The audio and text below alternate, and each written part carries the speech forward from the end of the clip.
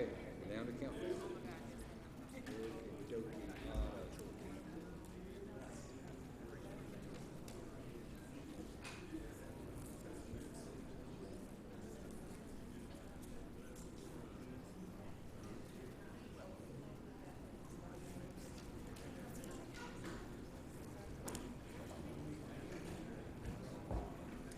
If I could have your attention, please. If you're willing and able, would you be so kind as to stand for the invocation? And I would like to present to you Mr. Pastor Chris Vaughn with the Grace Summit Church, Stockbridge, Georgia. We'll have the invocation. Reverend. Thanks, sir. And remain standing for the pledge. Let's bow our heads, if you will. Heavenly Father, we thank you for this opportunity to come to legislate, to govern, to lead.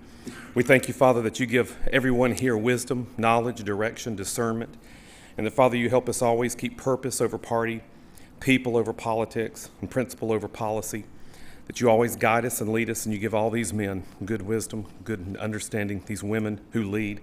And we thank you, Father, that you have the promise that if we ask for wisdom, you will give it. So we ask you, Father, for your wisdom in this day, in this hour, so that we may lead and lead well. In Jesus' name, amen. Amen.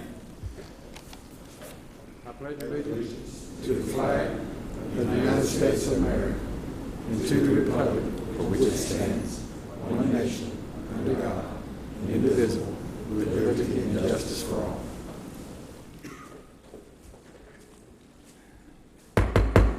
I'm showing 6:30 with the regular Henry County Board of Commissioners, 6:30 p.m. Tuesday, October 20, 2015, come to order. Before I move into the agenda, I would like to introduce to you Mr. Lyndon Bonner, who is our new county manager. If you'll stand. Oh, you are standing. I'm sorry. Lyndon comes with us with 20 years of, more than 20 years of government administrative experience. He's served both as city managers for cities, small cities, large cities. He's also served the county administrators for rural communities and also most recent North Miami, which is a large urban jurisdiction. So he'll make some comments later when we get to the county manager, but welcome aboard. Thank you, sir. Announcements. The following items were advertised but have been postponed by the applicant and will not be heard at this meeting. Public hearing RZ 15-12, Rico Greenwood Business Park LLC of Atlanta request rezoning. Public hearing Comp AM 15-04, Rico Greenwood Business Park LLC of Atlanta. That has been postponed request by the applicant. The second one that has been removed by Commissioner Barham at his request is RZ 15-3 on the agenda, and that's Kelly Green Acres LLP of Hampton, and also public hearing comprehensive plan amendment 15-3 Kelly. That would be postponed as well by Commissioner Barham. So if you're here for those, feel free to leave if you don't hang around and listen to us. Having said that now, there's been some, all day today, we've had applicants that took this off and commissioned to do that. We also had some amendments. So what I'd like for the board to do, if you will notice, and I think the public has this as well too, we amended the agenda, the amendments is going to be shown in red. I would ask for the board to approve the agenda published as amended. And in red, we added under number 6B, District 5 appointment to Connecting Henry. And then we removed transit item to XB. So if you move down to XB, transit, residential except Georgia Departmental Transportation. And if you'll notice on page 5, the red rezoning has been deleted. So having said that, will somebody move to approve the agenda as amended? Move to approve. Have a motion District 5. Second. Second District 3, any further discussion? All in favor, raise your right hand. All opposed, same sign, so moved. Okay, next we'll have a proclamation recognized Retired Educators Day. And our communication director, Ms. Robinson, will read this, and Melissa will read this.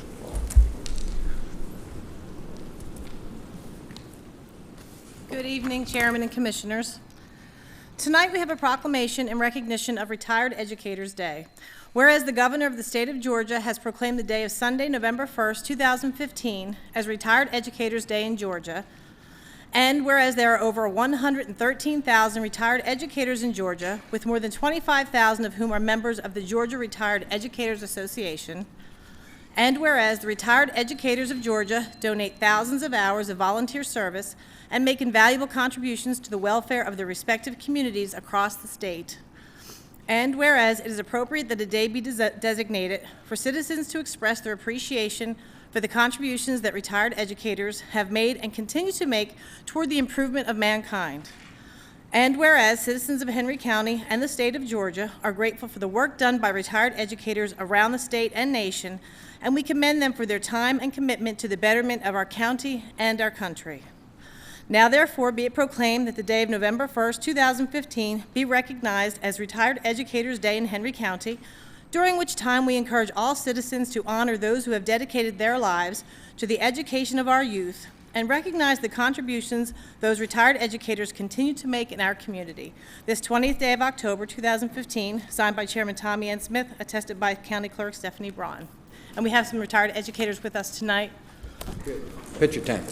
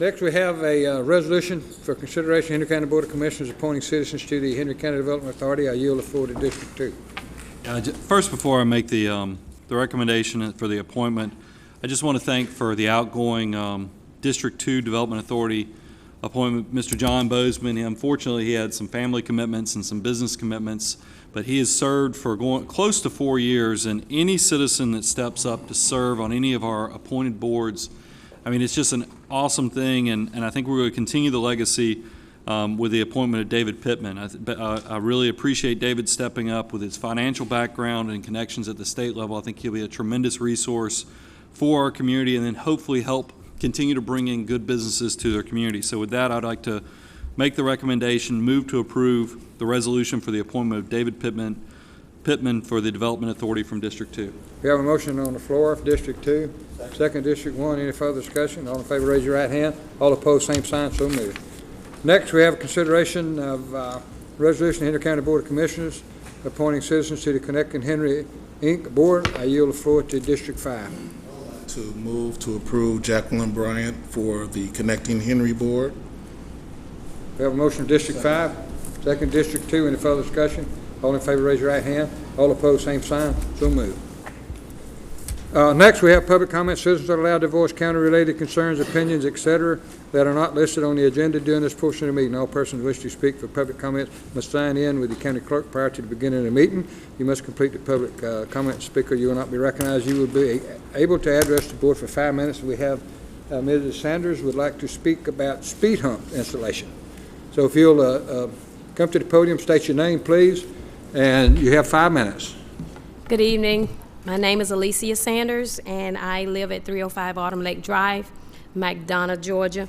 And I'm here to address as a concerned citizen, as a homeowner in this community. Our community is located at the intersection from Phillip to Autumn Lake Drive and from Bridges Road through Lake Terrace. We have contacted the Henry County Police Department for assistance in helping us with the speeding. The problem is, I think when they installed, I think it was a couple of years ago, the traffic light right at 2081 leading into our subdivision, which is Eagles Lake, it has caused excessive speeding and excessive traffic through our neighborhood. And as a result of that, we have so much speeding, you would think we were at Atlanta Speedway, and I'm serious. It is very difficult for our residents to go walking peacefully because of the speeding. I'm talking about in a 25-mile zone neighborhood where we are seeing 55 miles speed limit going through. I have contacted Henry County. I have addressed an email to Commissioner Bowe, which is our district, for assistance. So the result, in that being said, we are petitioning, trying to get a petition to install speed humps into our neighborhood.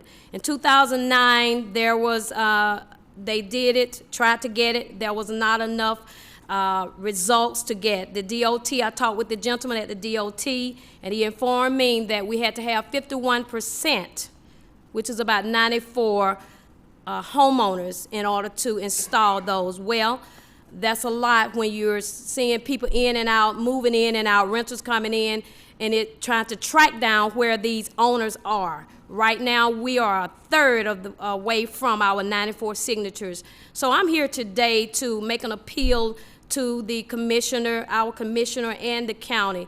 Safety is always our first priority, and I would hate for a child, which we do have students that are attending the school system, getting on the bus, their mother have to come to the corner to make sure they make it safely across the road to load and unload off their bus, because the speeding is terrible.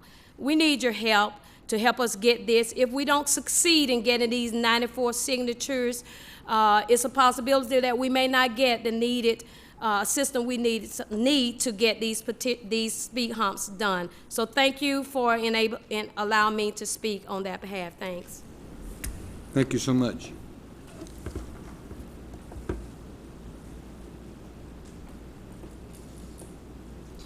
I want to show one signed up to speak. Next, we recognize Mr. Steve Richardson, who would like to appear before the board for 15 minutes. If you would, come to the podium, state your name, please.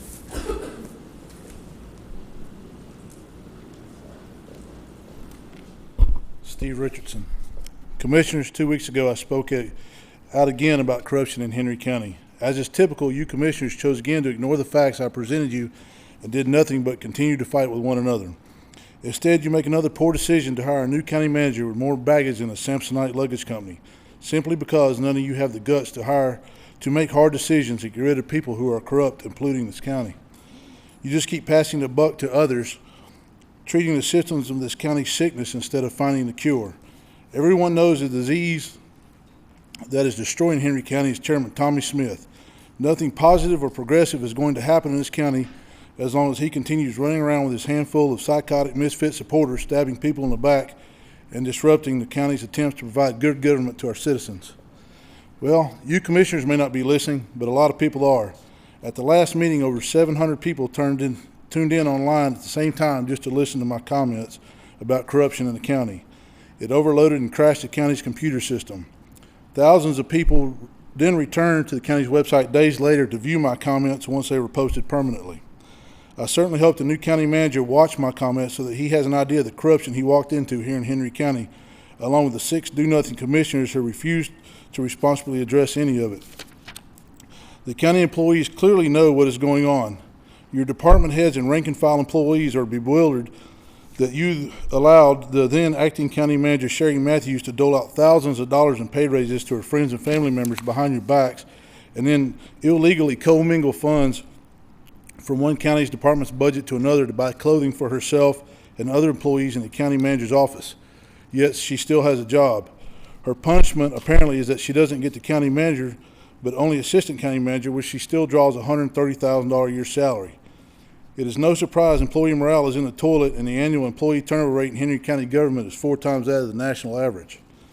Better yet, you have a budget director and high school graduate, Angie Soros, supervising one employee making over $93,000 a year, and she is at the heart of most of this public corruption.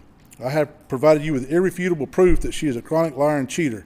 She has cheated taxpayers, lied about the former county manager, and done nothing to protect taxpayers' money. What she is good at is giving herself pay raises behind everybody's back. Remember this, Mr. Bonner, your predecessor refused to give Angie Sorrell a pay raise, and there's documentation and commissioner testimony to prove it. Yet, as he resigned, she co-opted Sherry Matthews into giving her a 5% pay raise just days before the start of the new fiscal year, which gave her another 3% pay raise. She received an 8.15% pay raise overall, and your department heads are fed up with her lying and taking care of herself. Call them in and ask them. Speak to the department heads who make under $65,000 a year, who hold master's degrees and supervise dozens of employees. They will tell you it isn't fair, that you should do something about it and get rid of her. God knows the do-nothing commissioners can't be counted on to protect the taxpayers from the deceit and the corruption. And then there's Human Resources employee Bob Dolman, who traded his integrity and reputation to get a sweetheart part-time employment deal from Tommy Smith, making the same salary he made as a full-time employee in exchange for withholding testimony and eyewitness accounts of his investigation into the former county manager. I have shown you Commissioners' county documents authenticating everything I've told you, yet nothing changes and everybody knows it. We're the laughingstock of Georgia. There is no fairness, no sense of decency, and wholesale corruption, and the 6 men who can make changes and make decisions turn a blind eye to it all. Mr. Bonner, you are in a no-win situation, and I'll tell you why. Your job is to execute the will of the Board of Commissioners. A vote by the majority of the commissioners give you your marching orders. You will learn most votes are 5-1, with Tommy Smith being the one vote against the other 5. Well, sometimes Gary votes with Tommy when he tells him to, and that makes it 42. But your job is to do what the majority decides. I will bet sooner rather than later you're going to be faced with the dilemma of doing what the majority of commissioners tell you what they want done, or doing what Tommy Smith tells you he wants done. If you do what Tommy Smith wants, then the board of majority you will get fired, and they should. If you do what the majority wants, and if you don't do what the majority wants, then Tommy Smith will turn on you and make your life a living hell. Don't believe me? Call the 4 of the county managers who've occupied your chair since Tommy Smith became chairman less than 3 years ago. Mr. Bonner, if any of the following people show up for public comments during meetings and start talking about you, then you know Tommy's out to get you. Bill Toney, Jennifer Rosenbaum, Wayne Chase, Joni Scott, Joyce Hinton, Barbara Torbett, Katie Queen, Mike Moon, or Leland Maddox. Tommy Smith will tell you 42,000 voters elected him. What he won't tell you is 41,991 of these voters want their votes back. The only 9 supporters he has are still drinking his crazy Kool-Aid of the 9 I just mentioned, and they are relentless little nitwits who would disregard facts, sell their souls, and set themselves on fire if Tommy Smith asked them to. Just wait until they start showing up at meetings. You will immediately ask yourself why these people are not institutionalized. Better yet, why isn't Tommy Smith institutionalized? If it hasn't happened already, Mr. Bonner, Chairman Smith will tell you to fire the police chief, the fire chief, and the finance director. However, I'm telling you that you can completely trust these 3 department heads. What the other 5 commissioners will tell you is these department heads have their support, and that 5 of them have voted to support these gentlemen several times. Your predecessor sided with the majority, which was the right thing to do, but not what Tommy Smith wanted. They are no longer here, and Tommy Smith has a clear record of lying and cheating to get rid of people who disagree with him. He will also get rid of you in a heartbeat if you don't join him on his one-man crazy crusade to burn the county to the ground. So, Mr. Bonner, we will watch and see how you respond, either with the wishes of the majority or the wishes of Chairman Smith. Just know the one person who should be listening to me talk today is Chairman Smith, but he isn't listening. He's oblivious to what I'm saying. As I speak right now, he's sitting up there scheming to make notes for himself about how to hurt State Senator Jeffries, Fellow Commissioner Preston, or the police chief. His reality is not our reality. Even though Chairman Smith doesn't listen, I pray everyone else in this county does and chooses to do something about it. So I've told you who to trust, Mr. Bonner. Now let me tell you who not to trust. Do not trust Purchasing Director Rod Gray, who ran to Tommy Smith and backstabbed 2 of your predecessors, hoping one day he could become either finance director or county manager. There are reasons why he was run out of Clayton County. Do not trust Angie Shoro. She is interested only in taking care of herself, not you or the taxpayer. Do not trust Nedra Swift. She has lied to the commissioners, talked out of both sides of her mouth, and is clearly in Tommy's back pocket. Section 2-2-191 of the County Code deals with commissioner conduct. Item A-1 states, Commissioners shall not direct any department head or county employee to do a job or perform a task. Let me tell you why it's important today. Several months ago, the judges in Henry County set forth a plan to reorganize spaces for our judicial functions. Publicly, all the judges agreed, but behind the scenes, one judge disagreed. That judge is probate Kelly Powell, who just happened to be Tommy Smith's daughter. The plan agreed to was that probate court would occupy the building at 40 Atlanta Street, and that renovations to 40 Atlanta Street would come from the SPLOST dollars approved for the probate court. However, the move to renovate 40 Atlanta Street would take place only after the completion of additional state courtroom, the relocation of the public defender's office, and the other activities. Enter Tommy Smith. In his mind, it is not fair that his daughter has to wait her turn, so what does he do? He tells our facility maintenance crews on 3 separate occasions to halt work on the state courtroom and everything else until 40 Atlanta Street is renovated and his daughter is allowed to move in before anything else takes place. Not only is this a violation of your code of conduct, Chairman Smith, but it's also nepotism. But it gets better, ladies and gentlemen. Now Judge Powell doesn't want 40 Atlanta Street. She wants the elections department's building. So what does Daddy Tommy do? He orders the elections department to move out of their building when they are ramping up against a hard deadline to prepare for primary elections, and moves them into a building at 40 Atlanta Street because the elections building needs Tommy Smith self-proclaimed emergency repairs. How much do you want to bet the elections department never returns to its current building, and Tommy Smith's daughter, the probate judge, slides right on in when the repairs and renovations are complete? And this comes on the heels of Tommy Smith declaring he won't vote for any pay raises for any of the judges unless his daughter gets a pay raise too, even though none of our sitting judges recommended her for a pay raise. You see, Chairman Smith, it's only fair that people finally learn how corrupt and deceitful you are, since your fellow commissioners don't have the backbone to have you investigated by an outside source. You also shouldn't be surprised that 2 officials in Hampton are convinced you took a financial kickback from the land deal you negotiated on the site of the future Hampton Senior Center. Can you prove to all of us that you weren't paid for negotiating the land deal from one of your buddies? Stop meddling in county business, Chairman Smith. Stop violating your code of conduct. Your position is part-time. As I said before, you can't make this stuff up. Good luck to you, Mr. Bonner. I don't know how you're going to survive this or why you'd want to. Henry County cannot start healing until Henry County itself rids itself of Tommy Smith, his family, and a handful of psychotic followers. My last piece of advice, Mr. Bonner, is this. You've been accused of sexual misconduct many times. Whether or not these accusations have any merit, I don't know. However, I read a quote from where you said a former female employee of yours said she felt uncomfortable around you. Anyone with any sense knows this is a garbage term used by dishonest people to railroad good, honest people. There are plenty of dishonest people here in Henry County, led by Tommy Smith, who will railroad you if you don't do their bidding. So here's my advice. Move the mail clerk back to the mail room where she belongs, and away from Angie Soro, Gina Vance, and Rod Gray, or you'll be the next innocent victim unless you disagree with Tommy Smith and he gets to you first. Thank you. Thank you so much.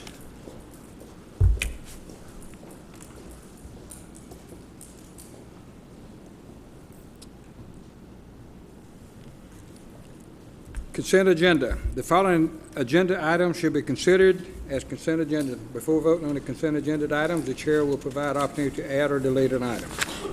If you well know, the chair moved the transit item, which involved county matching funds, and I moved it down to X10B. So, resolution requesting authorization to apply for a supplementary grant for the State of Georgia Office of the Governor Criminal Justice Coordination for the fiscal year 16 for the DUI drug court. Resolution approving renewal of professional web hosting service, including basic tax assessor site, 8 map layers, online mapping, molecules, and online aerial photography.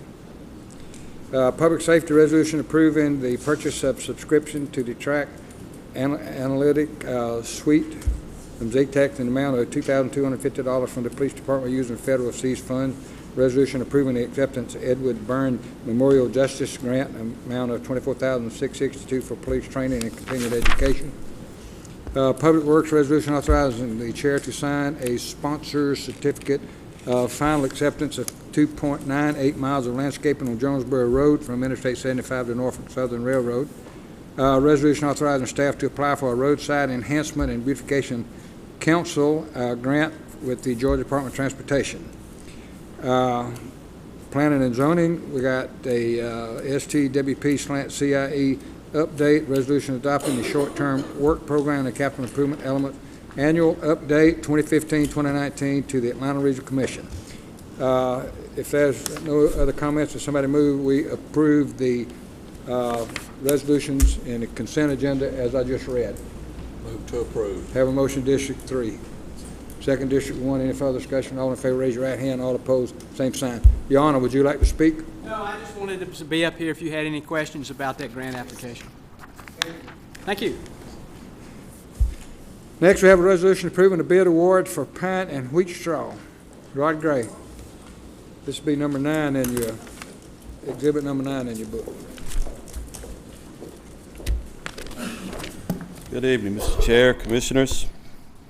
The item I have this evening is a request to award an annual contract for pine and wheat straw, which is used at various locations throughout the county by various departments. The recommendation is to award a unit contract, price contract to Swift Straw for the prices included in the attachment.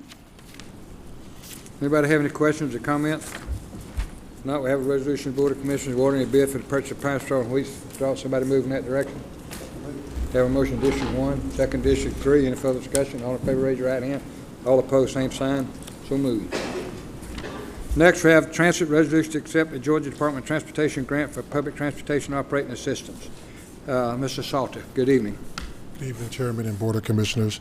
This is consent to accept the contract for FY16 GDOT 5311 grant. Anybody got any questions, comments? If not, we have a resolution in the book. Put my finger on it. Resolution of Henry County Commissioners pertaining to the Georgia Department of Transportation grant for the public transportation operating assistance, section 5311. Somebody move in that direction. Have a motion, District 3. Second, District 5. Any further discussion? All in favor, raise your right hand. All opposed, same sign. Thank you so much. Resolution authorizing the chairman to sign a contract with the Clayton County for one inmate work detail from 6 to 10 inmates, one van for transportation, one correctional officer. Terry, good evening. Good evening, Chairman, board members.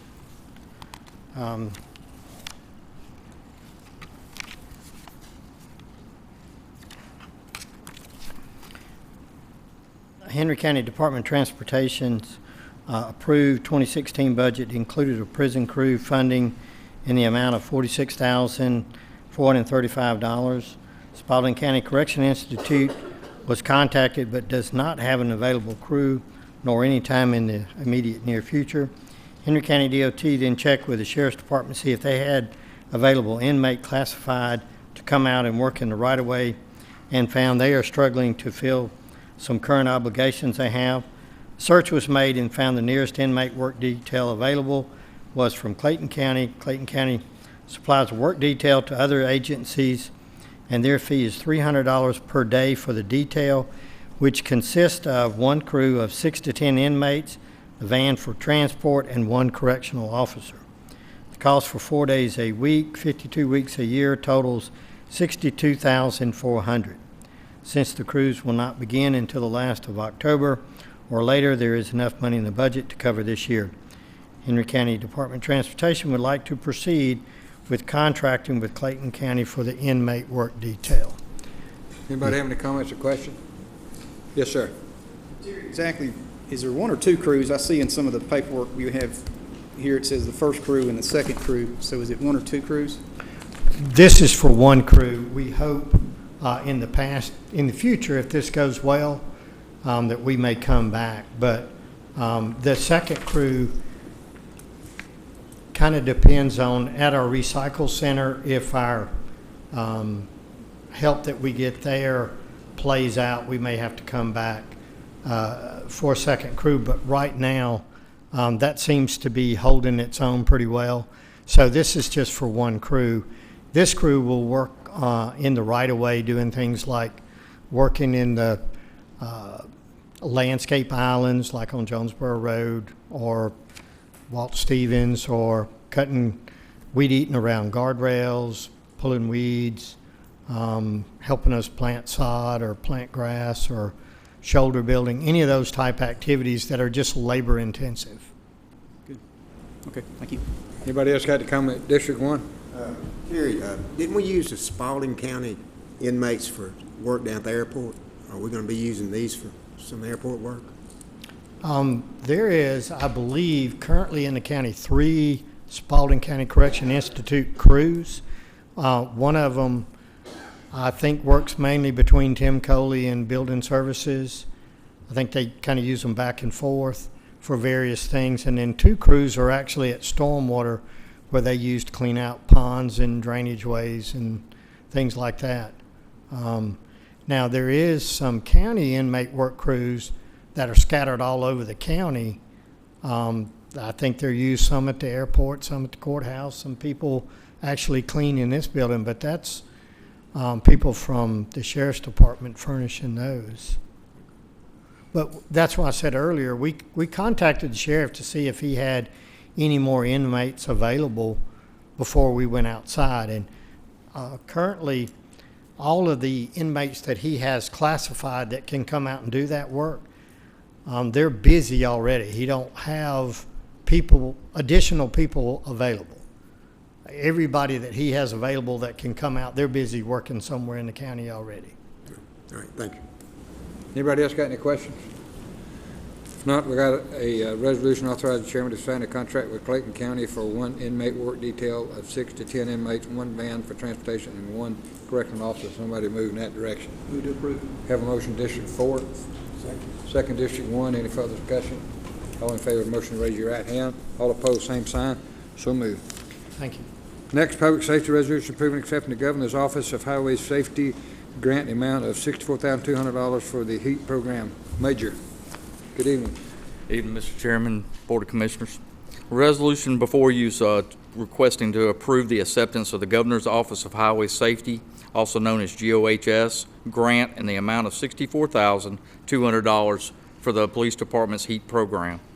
The purpose of the HEAT program is to enforce DUI laws, traffic laws, and occupant safety laws.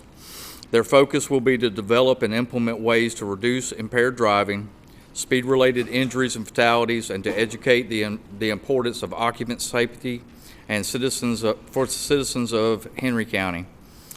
The HEAT unit consists of 1 sergeant and 3 officers. The unit has been participating in GOHS for many years and has won various awards and has demonstrated excellence in education and enforcement of drunk driving and aggressive driving laws. GOHS has awarded Henry County Police Department $64,200 for the continued participation in the HEAT program. The 2015-16 GOH grant will fund 40% of the salaries and fringe benefits, regular operating expenses, travel, and equipment purchases for the officers and the sergeant. Henry County will be responsible for 60% of the salaries and benefits, telecommunications, travel, and regular operating expenses, as well as 100% of the 2 additional in-kind officers. Henry County's local cash match for the grant will be a total of $96,200.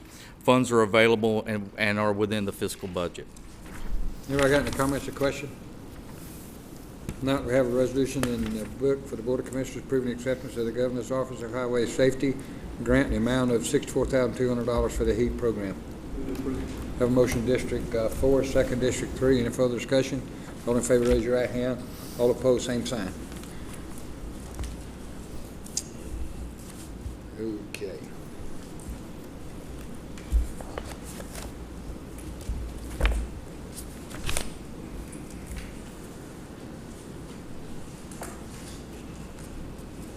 Next, we'll have a resolution approving the trade-in of 6 Harley-Davidson motorcycles for $40,000 and approving the lease purchase program for 6 2016 Victory Commander 1 HC MPD motorcycles at the cost of $31,151.52 per year for a total lease purchase of $186,918 from Victory Police Motorcycles from Henry County Police Department.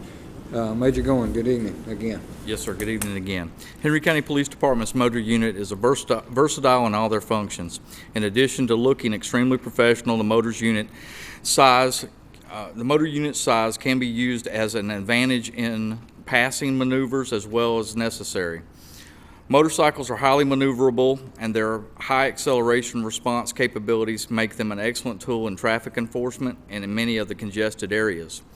One great advantage possessed by the motors unit is the ability to access areas a standard patrol car just cannot go. The motors unit's ability to maneuver through traffic jams allows for the response to traffic collisions much faster than traditional cars. This allows for assistance and aid to be provided to the public sooner and for the roadway to be cleared faster. The motors unit assists the Governor's Highway of Traffic Safety in initiatives, critical investigations, and general investigations. Our motors unit are also regularly called upon to participate in motorcades for dignitaries who travel through Henry County. Police motorcycles are also excellent for public relations. The motorcycle unit led in funeral processions and are invited regularly to schools, special events such as festivals, or one of the many local parades to be displayed for children and guests in Henry County. The Henry County Police Department currently has a fleet of 6 Harley-Davidson motorcycles. Several of these motorcycles are at least 8 years old and have high mileage for a motorcycle. As the age and mileage increase, the maintenance costs will continue to increase as well. In 2014, the department spent $23,000 in maintenance and repairs for the motorcycles we currently have. The Police Department Motor Unit researched other brands of police motorcycles, and the Victory motorcycle came to the top of the line. Other units within our area also use the Victory motorcycle, Peachtree City, as well as Woodstock, Georgia, and other counties and agencies around us. The motorcycles are more ergonomically designed for the officer. In other words, they fit them better and they ride better. They have a lower center of gravity, which enhances maneuverability, especially at lower speeds. A full protection skid plate, ABS brakes, larger saddlebags containing an individual battery for equipment, and integrated tip-over protection, which protects components as well as the operator. The police department contacted Victory Motorcycles in Tucson, Arizona concerning a lease purchase program. Lease purchase program will allow the department to trade in our current 6 Harley-Davidson motorcycles for $40,000. The Kelley Blue Book value for these department motorcycles currently is $48,000 considering their mileage. Under the lease purchase program, the department will lease 6 2016 Victory Commander motorcycles. The lease term is for 6 years. The lease for each motorcycle is $5,191.92 per year. The annual lease for 6 motorcycles is $31,151.52 per year. After the lease term is completed, the department will have the option to purchase the motorcycles for $1 each and a motorcycle or trading them in for a newer model. The total cost of a 6-year lease and purchase for the motorcycles would be $186,918. The 2016 Victory Commander motorcycles will be delivered to the Henry County Police Department fully outfitted, so the additional cost of outfitting will be included in the lease purchase of these vehicles. In comparison, most Harley-Davidson dealerships do not offer a similar program. One dealership in Florida that sells Harley-Davidsons was willing to trade in on a lease program, but they would only give $33,000 for the motorcycles. The lease agreement for that dealership was for 2 years only, and the pay and cost estimate was $600 a month per motorcycle. In addition to that, none of the additional equipment would have been included, so that would have been an additional cost for us. Police Department is requesting to use state seized funds to finance this first year's lease. The department does have the funds available in the lease purchase for this lease purchase program, and the department will allocate funds in the next 5 years' budgets for the annual lease of the motorcycles in this program. Anybody have any questions or comments? Yes, sir. District 4. Major Goins. Hey, sir. I have a few questions. Again, I see this come across. I'm very excited about it because, I'm a motorcycle guy. So. Yes, sir. The sole source letter, how did that come about and how are they sole source? Yes, sir. It's not due to the fact that it's just a Victory motorcycle. It's specifically this motorcycle's, the cage the skid plate cage is what they call it. The way that it's been designed, it's something that's specific to this motorcycle company itself. They even did a demonstration for us where this specific skid plate will allow for the motorcycle to stay upright. If it were to lay down, it will not go completely over. And in doing that, that protects the officer. It's a copywritten type of device, so nobody else has it. And in addition to that, there's a special maintenance procedure that goes along with this. Victory Motorcycles will allow us to send 2 people from the Henry County Fleet Maintenance Department to Arizona to be trained on how to do this, how to maintain the vehicles. For them to be able to do it, they will also be able to do the warranty work as well. Currently, we pay $400 for an oil change on a Harley-Davidson motorcycle because it has to go outside of the county to go get it done. And the circumstances where we're the persons that are trained to be able to do it, it's the cost of the oil. So it's a very large, well, $23,000 is what we spent last year on maintenance. So it's a very large benefit. And that's what made it specific to that company. And the other question I had, a constituent had asked this, why did we decide to lease them instead of just purchasing them outright? Yes, sir. Basically, we're getting 6 years to pay for the exact same price of the motorcycle. Instead of buying it outright, we're getting a 6 years with no interest to be able to pay the exact same price we would if we purchased it. And in addition to that, if something happens to one of them or they break, we call them, give the motorcycle back, and we get a replacement. Okay. So it's going to be better for us in the long run to be able to maintain the fleet for the future. Okay, thank you. Anybody else have any questions? If not, we have a resolution of the Board of Commissioners approving a trade-in of 6 Harley-Davidson motorcycles for $40,000 into a pre-release purchase program for 6 2016 Victory Commander motorcycles at cost of $31,151.52 per year for a total lease purchase of $186,918 from Victory Police Motorcycles for the Henry County Police Department. Somebody move in that direction. Move to approve. We have a motion, District 1, second District 5. Any further discussion? All in favor, raise your right hand. All opposed, same sign. So moved. Thank you. Yes, sir. I'd like to actually say thank you to the motor unit. Saturday, we put to rest Airman First Class Casey Ruiz, and you guys came out and ran road guard, and thank you. I appreciate what you did, and I appreciate what you do. Thank you. Resolution declaring Henry County Police Department Glock Model 2240 caliber semi-automatic pistol as surplus. Me again, Yes, sir. sir. Good evening again. This resolution is to request the Henry County Police Department's standard issue Glock 22 firearms be declared surplus, and also for these surplus weapons to be sold or traded for newer model weapons in accordance with law. The police department currently carries Generation 2 and 3 Glock 22 firearms. Like any equipment, weapons require more maintenance and replacement the more that they age. In addition to this, improvements in design and operation are made with each new generation of weapons, so they get better with the more generations, the newer generations of the weapons. The police department budgeted for the replacement of these weapons in the 2015-16 budget. In addition, by using the quote process, the department will receive credit for the Glock 22s that we do trade in, and that credit will be applied to the additional purchase of the additional weapons that we would need to replace. The replacement of the surplus weapons will take place over several months, and allowing the officers to requalify with their newly assigned weapons as we go. So they won't be surplused all at one. They won't be getting rid of all at one time. It will take several months for us to be able to do that. Yes, sir. District 1. Gonna trade in? 240 is what we're looking at trading. They're giving. We're hearing. We're going to go through the quote process, but what we're looking at is between 250 and 280, depending on the generation for the trade-in value. Mm-hmm. So we'll be continuing to fund the process with the trade-ins, if that makes sense. Okay, thank you. Yes, sir. Anybody else? District 4.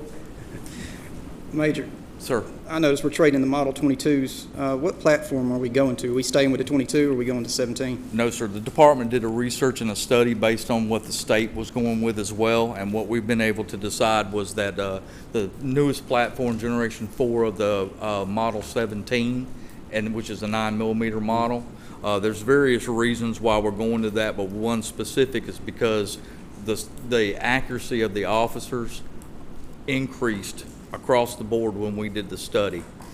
They also, the bullets themselves, 9 millimeters, are much cheaper than 40 caliber bullets are. And lastly, we can use all the same equipment that we have because that size weapon is exactly the same size as what we have now when it comes to the equipment. Now, takedown, is the muzzle velocity faster? It's actually very comparative. They're almost identical. The type of round is really what the difference lies in, and Georgia State Patrol, as well as the GBI, did a test. We used that test in our research as well. The gelatin test proved that they were within small amounts of being exactly the same. Now, using the 9mm round and it being much cheaper, will the officers be able to qualify more or shoot more? Because I know there's been an issue with, cost of ammo. Yes, sir. With the cost of ammo and with the fact that we're backlogged on getting the ammo, 40 caliber ammo is hard to get. It takes 6 months back ordered for us to get what we need to do just to do our qualifying every year. So what we're hoping to do is to be able to buy the same amount and more. The more they shoot, the more accurate they are. The more accurate they are, then the chances of us having any other incidences or problems would be limited. Thank you. Anybody else got any comments or questions? We have a resolution, Board of Commissioners declaring Henry County Police Department Glock Model 22 40 caliber semi-automatic pistol is surplus. Move to approve. Have a motion, District 4. Second, District 1. Any further discussion? All in favor, raise your right hand. All opposed, same sign. So moved. Thank y'all. Building and Planning Resolution authorizing funding of additional positions within the Henry County Building and Plan Review Department and associated budget. Mr. Patterson, good evening. Good evening, Mr. Chairman, Commissioners. I bring before you a resolution for 3 additional staff members due to the increase of workload within the department. We currently now have conducted since October 16th 10,584 inspections. Last year, fiscal year 2015 was 32,212 inspections. The average inspector goes out with 20 to 25 inspections a day, which is a heavy workload. Sometimes they end up returning back with some permits, inspection requests. The funds will need to be amended. We currently have revenue-wise, since July 1st up until October, the mid of October, has brought in $623,504.46. So the revenue is actually there. The price for the 3 inspectors, well, the 3 positions, which is a residential building inspector, 1, a development inspector, and a permit technician, is $165,000. Those positions are in dire need. We currently have about 35 subdivisions that are currently being built in. We have projects that are currently in the review process. I'm not going to go through all of those projects, but it's quite a few projects that's in the review process: residential, commercial, and industrial projects.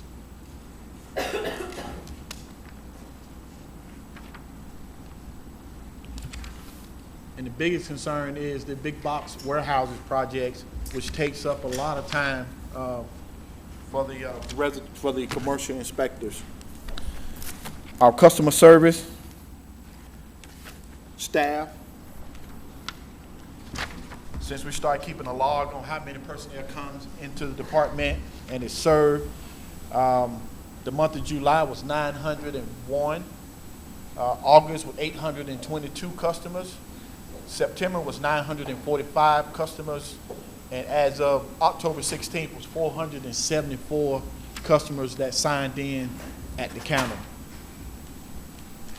And I did provide the board members with some of the accomplishments and education that the department has been conducting. Mainly our top priority has been our outreach in the community. We conducted a outreach program with Lowe's. We had one with town hall meeting for Commissioner Holmes, job interview fair at Locust Road and Luella. Do you have any questions? Anybody got any questions, comment? District 4? George, looking through this, so this is going to up your budget, $165,000, is that Yes. correct? Yes. And I noticed there, permit tech, what are we charging currently for review fees on, through Sage Gov, through the online review? Sage Gov, we don't charge any fee for electronic plan submittal. Currently, at this time, we have 193 registered members on electronic plan review submittal. Meeting with the Sage Gov representative, November the 15th. We're going to start trying to do a trial error because we're going to go hot with the residential building permits on January 1st. We're going to designate that one person just solely to track, work up the permits electronically for the residential permit. But we do not charge a fee for the electronic plan review. Will there be a fee on the residential side when we get the new person in? It will not be the submittal, it would just be the regular price of the workup. Okay, so we're not charging for review fee then? No, no, we're not. That's something we may need to look at in the Okay. future. Just, I mean, we're spending a lot of money on, we're hiring a permit tech at $47,000 a year. So let's just look at that in the future. Okay, All right, thank you, George. you're welcome. Anybody else got any questions, comment? Not, we got a resolution of the Henry County Board of Commissioners to authorize the funding of additional positions within the building and planning department and associated budget amendment. Motion from District 4, second District 3. Any further discussion? All in favor, raise your right hand. All opposed, same sign. So moved. Next, we have a resolution authorizing the purchase of 12 inspector workstations with chairs for the building and planning review department. George. How you going, Mr. Chairman, Commissioners? I bring before you a request for purchase of workstations for 12 inspectors. The purpose of these workstations is with limited space down there to be able to maximize that location, to be able to deploy 12 inspectors in that location. It is a statewide contractor. And the price of it is $15,246.80. Anybody have any questions or comments? Chairman. District 4. Sorry. George, I know we were starting some renovations down there. I mean, I've had many complaints about the lobby area from the builders and developers. And I thought we were starting on that some time ago, and I haven't seen anything happening. So where are we at on that, and does this fit into with this? The work is about a 3-day process. We was currently on the list. Some more priorities came about with the medical center, the Harvey building, a couple of different projects. So we just fell farther down on the list. Do we need to actually look at bidding this out to get it done? I mean, that's probably what we're going to end up doing, have to actually bid that out. Because the problem is, if we're going to take plans electronically from the residents, we've already purchased a scanner. That lobby area is going to have to be large enough so the system can come in and actually scan their plans into the system. So, like I said, we go hot January 1st. We're going to start our trial period on the 15th of November, so we can try to knock the kinks out. So we definitely need that space expanded in our conference room. Yeah, the conference room's a major issue as well. Let's try to expedite that, because again, I get quite a few comments from the builders and developers complaining about the little tiny space there. And if nobody's been down there, it's tight. It's tiny. You stand there waiting forever. So let's jump on that. See if we can't get that done, and we'll. And also, I've spoken. Me and the assistant county manager had some conversations. We want to try to come to the 21st century. We're gonna buy a conference table. It's gonna be where customers from the north end don't have to come down, and we can do teleconference meetings. Good. So that's definitely one of our plans to move forward doing. So that. we are getting a conference room, because I don't. If people aren't in the building business, I've had to wait on the conference room with P&Z because you were sharing the same conference room. So is that part of the renovations as well? Yes. Yes, Okay. it is. All right. Let's get that done. Post haste. Any more questions, comments? No, we have a resolution, Board of Commissioners authorizing the purchase of 12 inspector workstations with chairs. Have a motion, District 4. Second. Second, District 2. Any further discussion? All in favor of the motion, raise your right hand. All opposed, same sign, so moved. Thank you, Mr. Patterson. Next, we have Human Resource Resolution approving a contract agreement between the Henry County and Carl Vinson Institution of Government for management and supervisory development training. Ms. Swift, good evening. Mr. Chairman, fellows of the board, I have before you a resolution to have training conducted by the University of Georgia Carl Vinson Institute of Government. And just as background, the training that we're proposing is two different trainings, one for the directors and another for supervisors that are currently directing and currently supervising. They have not had any training with this organization prior to assuming those positions. And both courses at different levels will focus on communications, counseling, coaching, and goal setting. It will show directors and supervisors how to empower their employees, delegation techniques, developing and maintaining discipline, how to manage conflict, and leading work teams. The ultimate goal of both programs is to create a work environment of mutual trust and respect such that the number of grievances and EEOC complaints will be significantly reduced. And the resolution itself reads, whereas Henry County has 1,721 employees in various departments and are managed by approximately 28 directors and 50 supervisors, and whereas those directors and supervisors are responsible for delegating work, empowering employees, counseling, managing conflict, and leading work teams, and whereas Carl Vinson Institute of Government can provide comprehensive training for a fee of $57,000, and whereas Human Resources budget was approved for these funds in their FY 2016 budget, now therefore be it resolved that the Henry County Board of Commissioners approves the memorandum of agreement herein attached and authorizes the chairman to execute the agreement and all other documents necessary to carry its terms into effect. I'm available if you have any questions. No, we have a resolution just quoted. Well, a question. How many employees will we be sending to school? I didn't hear the last part. Say, how many employees will we be sending to school? Well, it's going to be held here. I mean, how many of them? Eventually all 28 directors and 50 supervisors at different times. All right, thank you. Anybody else got any questions, comments? I'll just make a comment. I think this is going to very well benefit the county in a lot of ways. I think it's some of the training that Don Ash and myself went through several years back, and I think it's a good thing. Anybody else have any comments? I don't think it's on the roof. No, it's a motorcycle. Oh. Anybody else have any comments or questions? If not, have a resolution approving a contract between Henry County and the Carl Vinson Institution of Government for management and supervisory development training. Have a motion, District 3. Second, District 5. Any further discussion? All in favor, raise your right hand. All opposed, same sign. So moved. Thank you. Thank you. Before we move into planning and zoning, I'm going to I'm going to announce the rules for zoning hearings.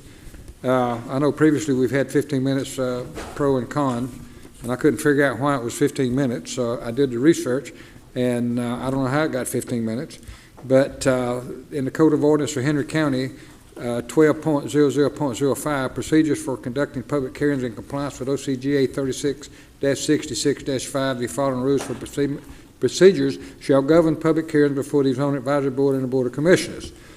It says the time period for testimony. Number 1, each applicant shall have 10 minutes to present data, evidence, and opinions pertinent to the application. A portion of this time period may be saved for rebuttal.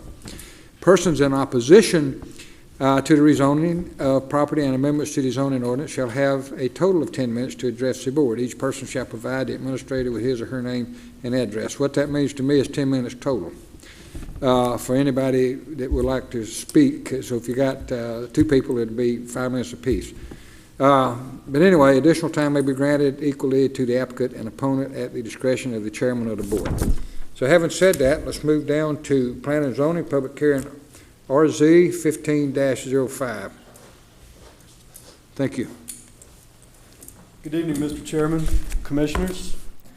The item before you tonight is a rezoning request for property that's located at Highway 42 and Old King Mill Road. This location is immediately across the highway from Whirlpool, and it's immediately to the west of Phase 1 of the same development brought by Panattoni. This subject property is at the northeast corner of Highway 42 and Old King Mill Road, and it extends, a portion of the property extends to the south of New King Mill Road. The county's future land use map, which is the policy guide for Henry County, shows industrial areas in gray, and the subject property is indicated in the green hatched mark. And so you can see that the county's policy guide, the future land use map, it supports the applicant's request for M2. The zoning map shows that the subject property is currently zoned RA, residential agricultural. The applicant's request is for M2, heavy industrial. The light gray on the zoning map shows M1 properties. The dark gray shows M2 properties, and so you can see that there is M2 property immediately across Highway 42, providing a precedence for M2 in this area. The applicant has provided two scenarios for development. Number one, which is on your overhead at the top, they're proposing in the first scenario 6 big box warehousing and distribution facilities, which would total a little over 4.8 million square feet of warehousing and distribution facilities. The second scenario, to the lower part of your overhead, shows a manufacturing scenario where it shows 1.6 million square feet of manufacturing with a little over 900,000 square feet of warehousing and distribution to the south of King Mill Road. Within your exhibit books is the Zoning Advisory Board's recommendation for approval with 12 zoning conditions. The first of these conditions state that there should be a development agreement. That development agreement has been negotiated between the county staff and the applicant's representative. And so after the public hearing, we would request that the board consider this alternate resolution, which is exhibited on the overhead, which makes reference to the final version of the development agreement. This final version of the development agreement has been distributed to you, and you'll find those at your seats. And I would be pleased to answer any questions at this time. Can we pick and choose whether we want the DCs or the manufacturing? Both of these scenarios are treated within the development agreement. If you wish to condition away one or the other, that's the pleasure of the board. Which one does the, I guess we can ask the applicant when they come forward, which one they would prefer? Yes, sir, that would be appropriate. It's anticipated that the manufacturing scenario may provide the most jobs, but still the zoning category that's being requested by the applicant would support both scenarios. Has our council had an opportunity to review? I have reviewed it, and assuming the conditions that are spelled out are acceptable to the board, the agreement is in proper form. Okay. And we've spent a substantial amount of time reviewing the conditions. We went over them with Commissioner Moss, and I believe they accurately reflect what Commissioner Moss wanted to see happen. Okay. Has anybody else got any questions? Or? Yes, sir.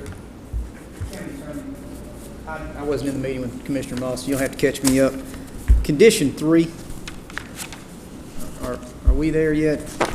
Prior to rezoning and approval of the development agreement, the developer's engineers shall provide a study information for Henry County DOT.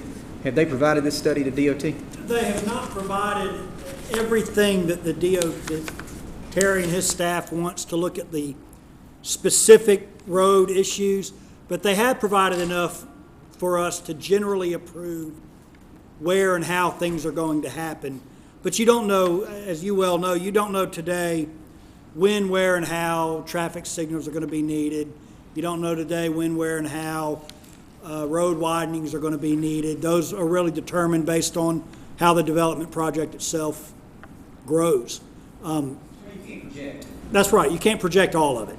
You can project it, but you don't want to go into so much detail that we stick to a projection that doesn't come true. Well, is DOT comfortable with what the information they were provided to this point? I think DOT has some things they wanted to see as far as details of precisely how the road and the curves are going in.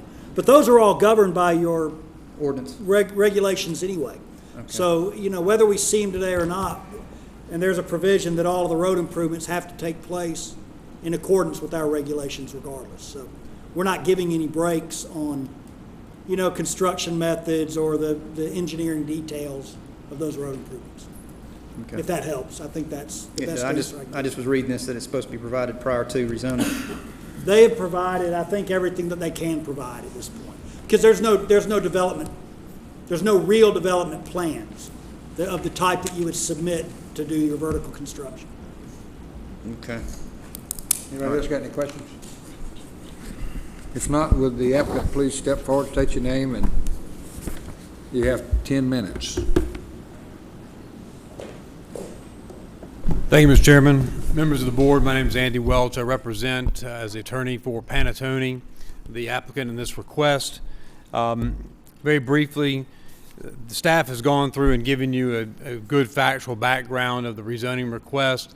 It is consistent with your future land use policies. It's consistent with your comprehensive plan. The zoning is also consistent with the adjacent or nearby zonings that are already on the 42 corridor. This is an industrial area for Henry County and continues to grow in that respect. The ZAB recommended unanimously approval for this site with the conditions that staff has already indicated and that Commissioner Prince has just referenced you to. The part of that was the compilation of those conditions into a development agreement, and the reason why a development agreement is important is because if you have a development that is of regional impact, a DRI, then that development has a lifespan of 20 years. It's planned out for development over that course of that time. Often what happens is that we don't do a good enough job of putting things in writing so that we know what the plan of attack is on how those transportation improvements should be made over time, who should do them, when they should be triggered, and how they'll be paid for. And so those are all essential questions that are not spelled out in your DRI notice of decision, by the way, which was by ARC, Atlanta Regional Commission, and the Georgia Regional Transportation Authority. Both recommended approval. They thought this was a benefit to the state and a benefit to the region. But they don't spell out the who, when, where, and how methodology. They just specify those projects, transportation improvements that need to be done. And those could be forced upon the county, they could be forced upon the developer, they could be done jointly. The development agreement that we've worked on with staff, transportation and planning and zoning is to try to spell out those requirements, and that agreement spells it out very clearly as to whose obligations it is to make the improvements, when they're due, and they are based upon being done well prior to the completion of the build out of this project, so that way the taxpayers see the benefits of these transportation improvements well before the developer builds out and walks away, which often happens. But that is not the case with this particular development agreement that you have before you.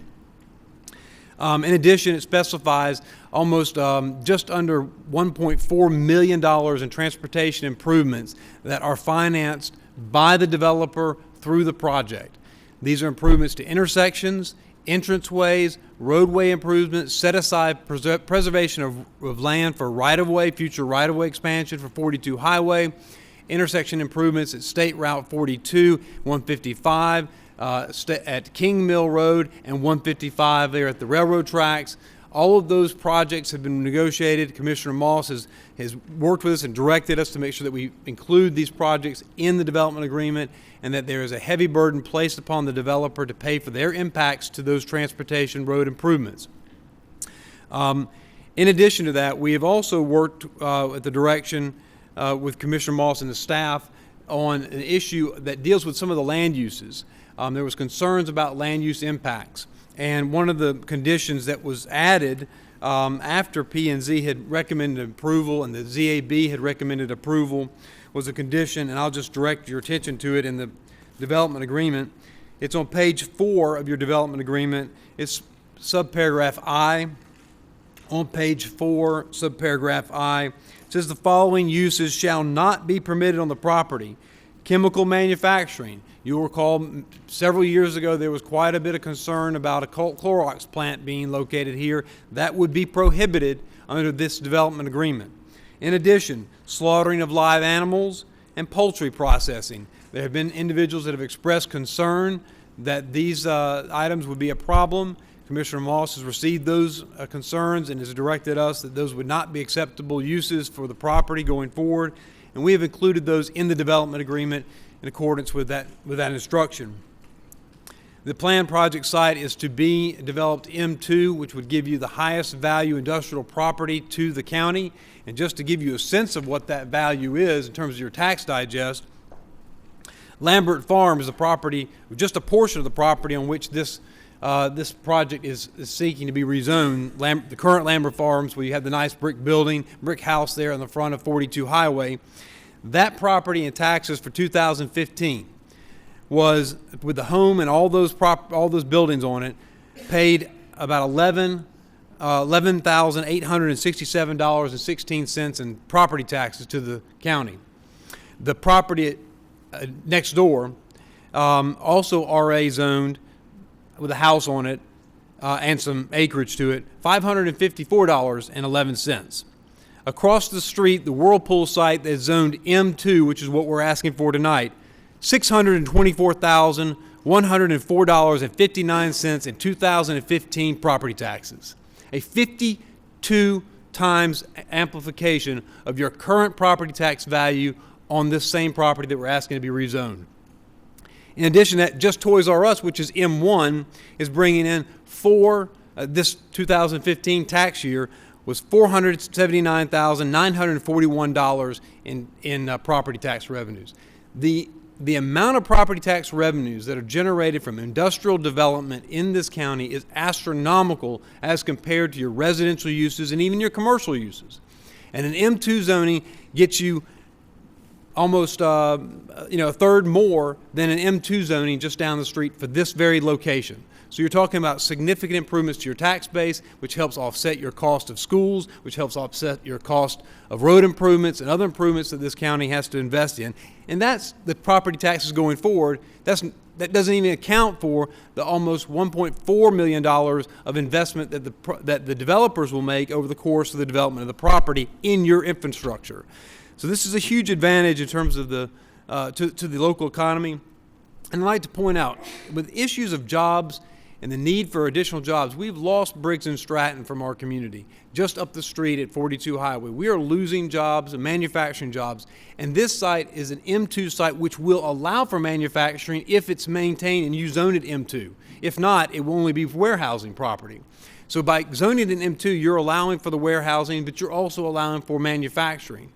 But let me tell you this, in our modern economy, if you look at the Home Depot site, and I think all the commissioners have visited the Home Depot site, that's the e-commerce building off of 155 as you're headed down to Luella.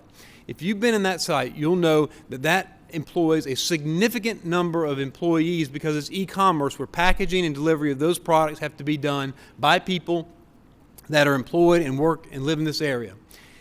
Panattoni just recently put in an e-commerce facility of a million square feet. They are employing 650 new people for that one thing. It's warehousing, but it's e-commerce warehousing where it gets shipped, dispersed, and disseminated out to the consuming public. That was in Nashville, Tennessee. We would like to see more of that here in Henry County. That's a good job maker. It's a low impact on our facilities, and that's something else that they're thinking about doing. And that's warehousing, but that's modern warehousing, and that would be an alternative to the use of it for manufacturing. But obviously, we also have included manufacturing in our proposal. If you have any questions, I'll take those. Otherwise, I'll reserve the time for rebuttal. Anybody have any questions? I only have one. Mr. Jordan indicated that he gave us two scenarios. One was DCs and one was manufacturing. Which one, how do we know which one may be there? It's a good question. I don't have an answer. We want both. That would allow, M2 would allow for both uses. M1 would restrict that use to warehousing, correct me if I'm wrong, Stacy, but if you don't do M2, then you won't get the manufacturing. If you get M2 and limit it to manufacturing, would that pose a problem? It would pose a problem because as you see from this plan, we have a manufacturing facility here, warehousing facility here. So we're still looking to do both. And as you'll also notice, and I'm sure you're aware of this because I know that you all have studied the economic impacts of bringing manufacturing. Oftentimes manufacturing comes and we don't know exactly what size that manufacturing will be, but what it brings are the ancillary or halo effect that it brings, where you have warehousing that comes in to bring in those supplies that then are maybe assembled there, or the supplies are stored there that then go into the manufacturing plant. So for this property to be utilized to the maximum potential, having the mixture of manufacturing and warehousing would be optimal, and we'd like to keep it that way, Mr. Chairman. Anybody else got any questions, comment? District 4? Well, my concern, of course, would be with the transportation, and I'm glad to see that we've got some, things in there for transportation. And we do realize here at the county, with the deepening of Savannah Port in our location, that we're kind of in that spot that's going to do that. But as we move forward, we do have teeth, I see in this, and I do like that we can come back and revisit and make sure that the transportation needs get met. And that's been the issue, I believe, in the past with this. That's the issue I had last time we had a vote very similar to this, was the transportation issues. But I'm glad to see this here. And I did have one question. On my resolution, I only have chemical. I do not have the others. That was because the resolution you should have before you is much shorter than the one that was in your packet, because what we're doing is we took all of those conditions and we took those and put those in the development agreement. Okay. So but let me just explain one thing. So what you have before you is the resolution you see on the screen. Yes. And that requires the adoption. It does zone, but it requires that this development agreement be approved as part of that zoning. And that way you get the teeth you need. And this was done by your staff. Now, because working with P&Z staff and Henry County Department of Transportation, they were adamant, and I'll say adamant, especially with respect to the DOT, that there be real meaningful triggers. In other words, a CO, after we build 2,300,000 square feet of warehouse space, no more warehouse space can be built or COs issued for any more space until certain conditions are met, and those are payments in the sums of $400,000 and other conditions that have to be met.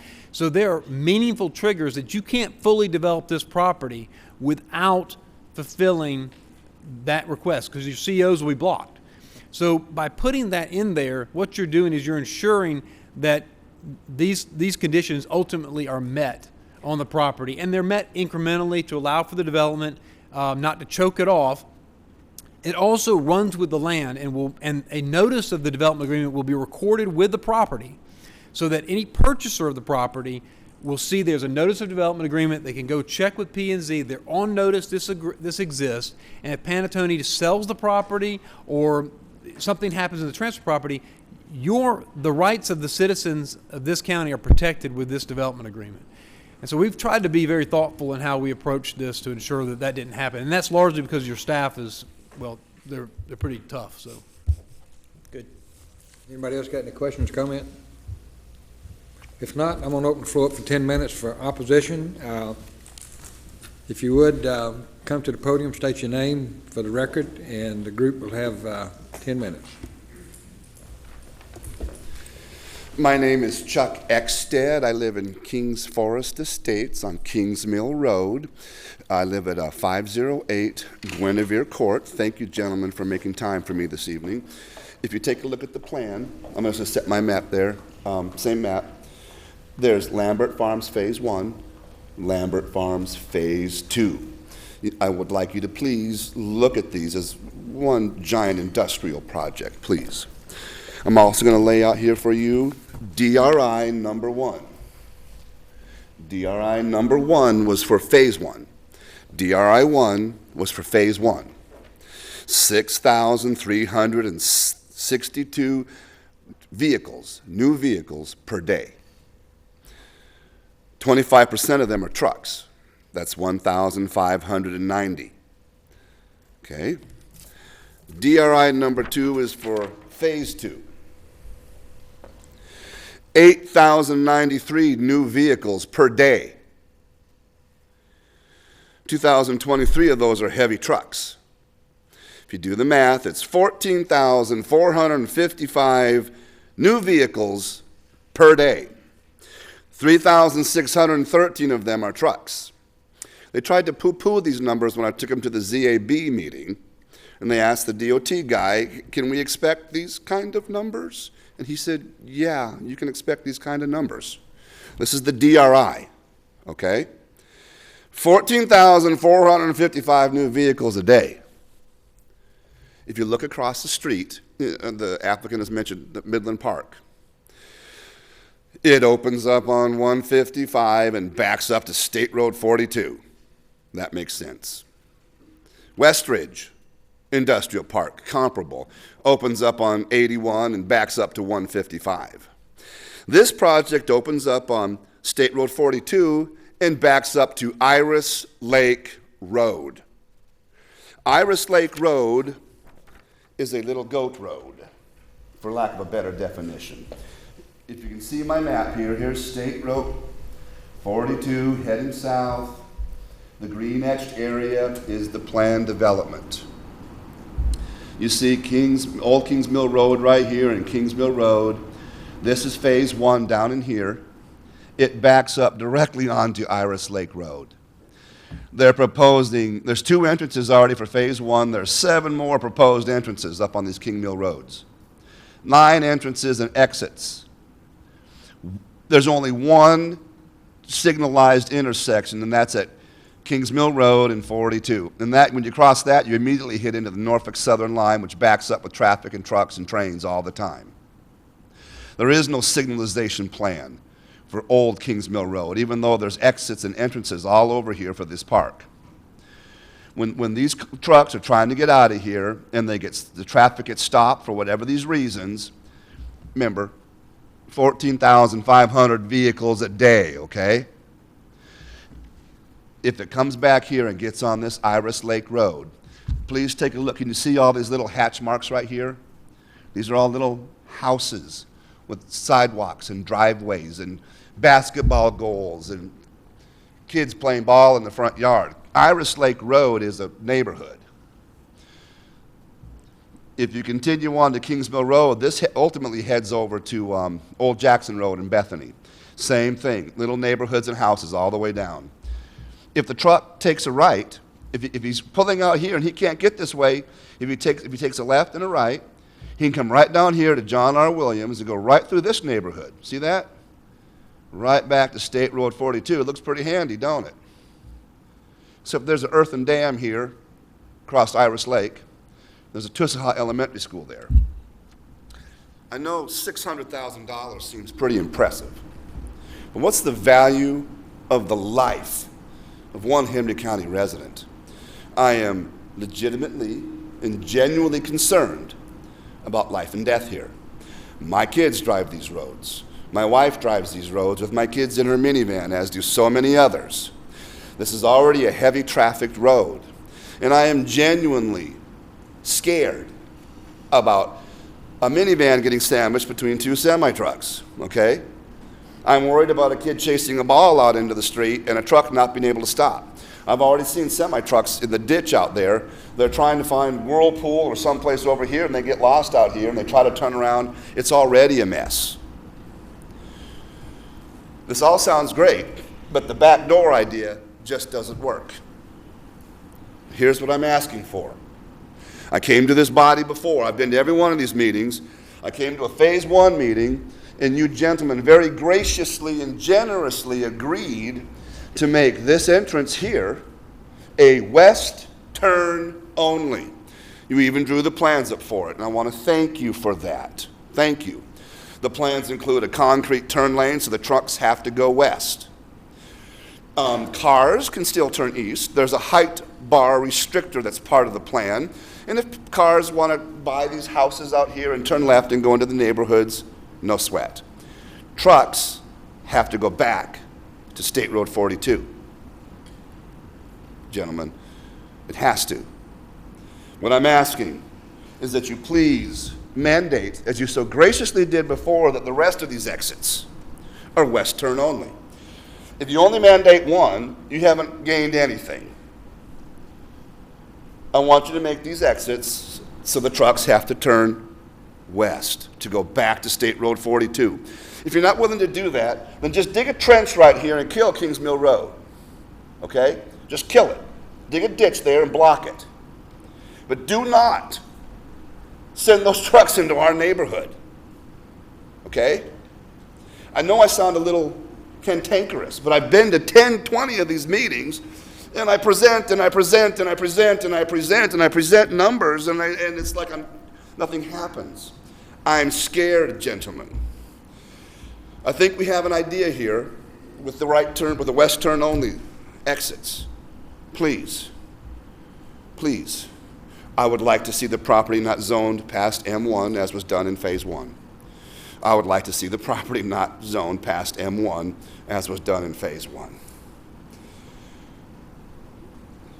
But in the name of all that's holy, guys, don't let those trucks, 14,000 vehicles a day, when it backs up, those trucks are going to turn left. They're going to head towards our neighborhood.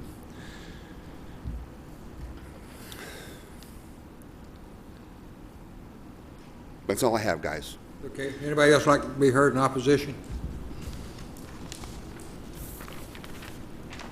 If not, I'm going to conclude that the public hearing portion has been met. If the applicant would return to the podium, please.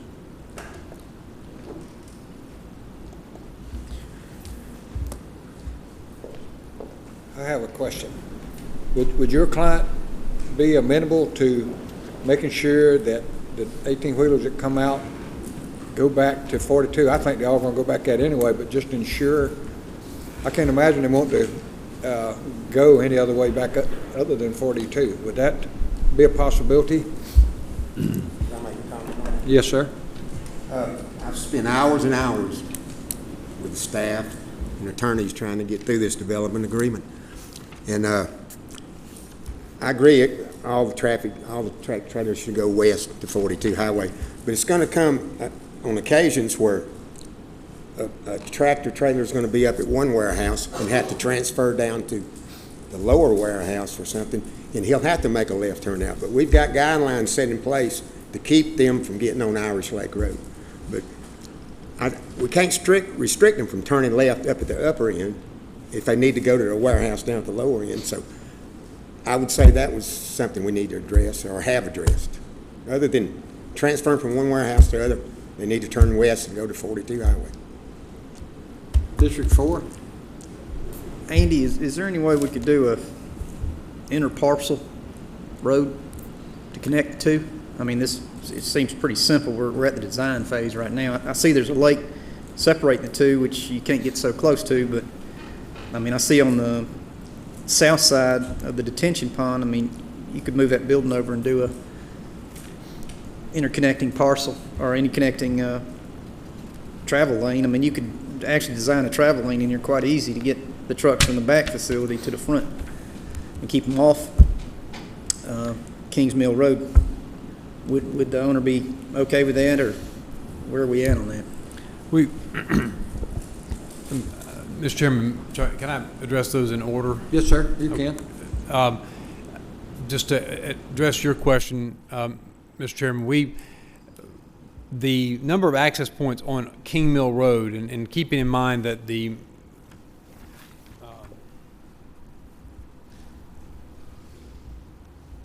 This is Old King Mill Road, and this is King Mill Road where it comes to the lighted intersection. This is the new King Mill Road here, using the old King Mill Road and then by bending it around to New King Mill Road. A lot of the entrances and exits here on Old King Mill Road, this is becoming an industrialized road as we speak. And part of the development agreement requirements, the requirements the staff has asked us to include, is actually an upgrade of this road to meet trucking standards, so the weight standards. We're estimating that to be about $700,000 road improvement. You'll see most of these are on that road or on State Route 42. We do have this one planned point here and one planned point here. This is an employee parking point of access here. So you have 2 points of access here with the trucks here and here. What we have done is we have agreed to include an interparcel connection between this new phase 1, the one's being built now, and this new proposed phase. So that is required, Commissioner Prince. And then Commissioner Moss is correct that we do anticipate that we're going to have some movement, or the possibility of some movement of trucks moving on the main road here that is being upgraded as we speak and is actually closed down for the upgrade of these trucks to move this way. What I would submit to you is that the reality of this is that anyone that's trying to come out of this facility, whether phase 1 or phase 2, if they turn and head east and they head to Iris Lake Road, as I said to the ZAB, they're more than likely going to lose their job because they're going to have to be faced with turning 1 of 2 or 3 roads, all of which take you to intersections that are small, are going to delay your traffic. If you ever tried to go out Iris Lake on a racetrack road, they'll be sitting there for a long period of time, missing their delays, delaying their deliveries. The other part of this is that we also have designated truck routes within Henry County, and truckers know those routes, and those are the routes that they know by law they have to take. If they're not on a truck route, they can be cited, pulled over, and police can issue citations. Furthermore, Panattoni is the developer of phase 1 and supposedly phase 2. So in that context, they're also going to have covenants in there that tell the employees, that tell the users of the property that the trucks are not to turn and go out to Iris Lake. So that restrictions are placed in as well.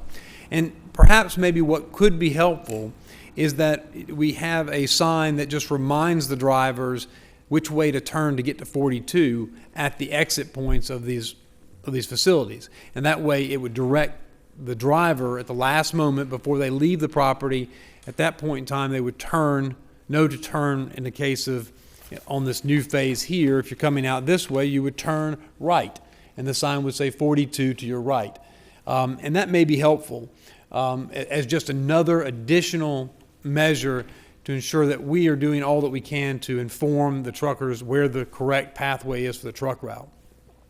But we would not be supportive of trying to curtail the movement from one parcel to the other because we think trucks will have some connection between the two, as Commissioner Moss has indicated before. And we would be happy to submit to you that and include that in the development agreement, the provision. Patrick can draft that up and add it to it, but it would stipulate that at the exit points, a sign would be directing the truck drivers to 42 as a designated truck route. Well, I think a check and balance, if they coming out of phase 2 and go into the warehouse in phase 1, once they get to phase 1, they absolutely got to come up and turn back to 42. That's the check and balance that we did in phase 1. So the problem wouldn't be if they go in merely to a warehouse. The problem would be if they come out of phase 2 and ended up on Iris Lake without going into the, I can't imagine them wanting to get there anyway. No, and I think you're right, Mr. Chairman, because if you're a driver and you're actually leaving the warehouse space on phase 2, then if you're turning, there'd be no reason. There would be very little reason to turn to go to phase 1 unless you have a stop to pick up something there. Otherwise, you would be turning to go to 42 Highway and out. But oftentimes you may have truckers that are picking up 2 shipments and they go from one warehouse to another. Well, once they get to phase one, when they're coming out, they got to turn. They got to towards go back the 42 other way. anyway. That's already right, built 'cause- in. That's right. You've got it built in, so you can only get in that way, and then you come out the way. So if they do turn that way to go that route, they're going to hit the warehouse spaces, turn around, and they're going to have to come back out 242 highway. Okay, that's in mind, so. Mr. Chairman, I'd like to add one thing. We don't need a zoning condition for us to regulate what happens on county roads. There's nothing anywhere that prohibits us from putting a sign up at some point along any of these roads that says no trucks beyond this point.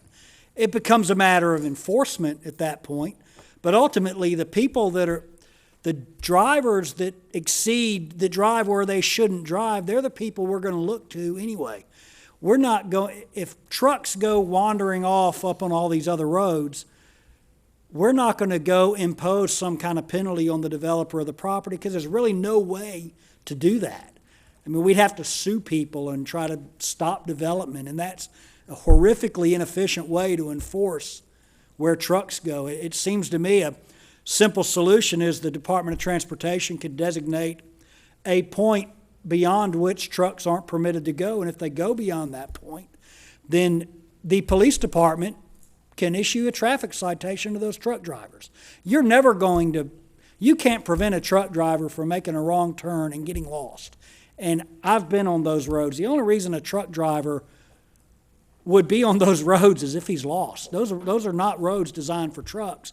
And truck drivers don't want to go on roads that they're not designed for. But it would seem to me that a lot of this where trucks go can be solved by the proper placement by the county of signs. And it's probably not a terribly expensive proposition for us to do, to put signage up, and to also, you have the power to designate truck routes. And trucks can travel, trucks are only supposed to travel on designated truck routes unless they're going to their final destination, which would mean an 18-wheeler can go down my street whether or not it's a designated truck route, only if they're bringing me something. And you're going to allow that. You're not going to say big trucks can't go down the road except for their destination. So, and Terry's going to tell you all the things I just said that were wrong. Could you come up to the podium and tell us, please?